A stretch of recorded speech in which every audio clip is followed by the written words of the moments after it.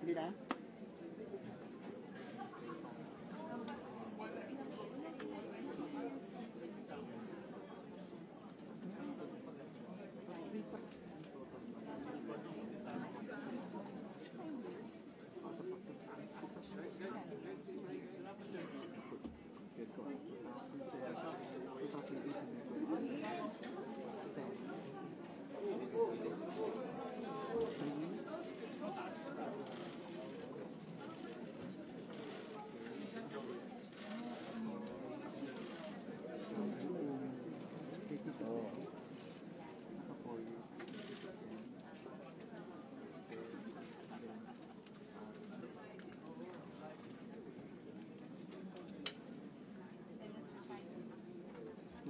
The members so mentioned is well taken. Chair now again reiterates its ruling. The chair will suspend the session until 6 p.m. This evening in order to afford other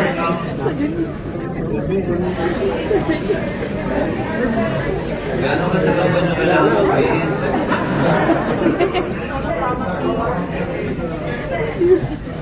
420, di ba?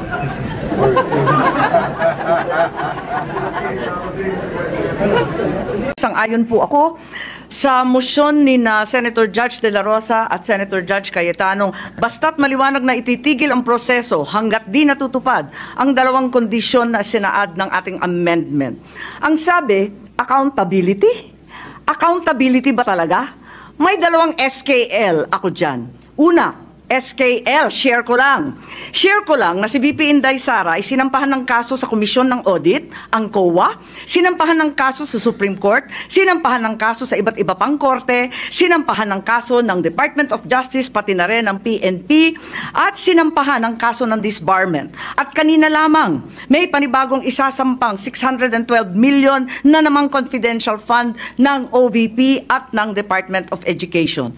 Walang tigil na kaso. Kung accountability ang tunay na gusto ng mga birit ng birit, bakit hindi paghusayan ng mga kaso para panagutin si VP Inday sa mga yan? May multa yan, may kulong, if ever mapatunayan. Aba, damang-dama ang accountability kapag ganyan.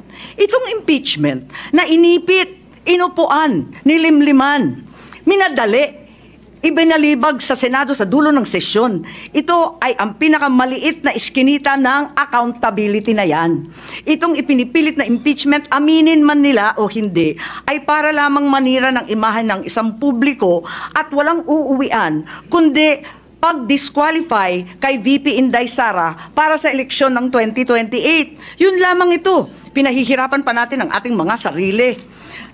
Alam naman nating lahat, tayo at ang sambayanan. Hindi accountability ito. Tungkol ito sa pagpigil kay VP Inday Sara para sa 2028. Huwag na tayo mag-production number. Yan ang gustong puntiryahin. Kaya ang pangalawa kong SKL, ikalawa SKL, saan ka lulugar?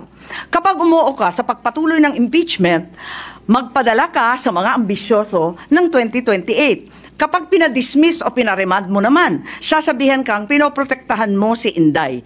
SKL, saan ka lulugar? Ako sa tama. Magpakatotoo tayo, mga kapatid na hukom at senador. Malayo pa ang 2028. Maraming gutom at naghihintay ng serbisyo mula sa Senado. Hindi tanga ang Pilipino. Alam natin ang motibo at tunay na pakay ng mga lulong sa ambisyon at kapangyarihan. Maraming salamat po.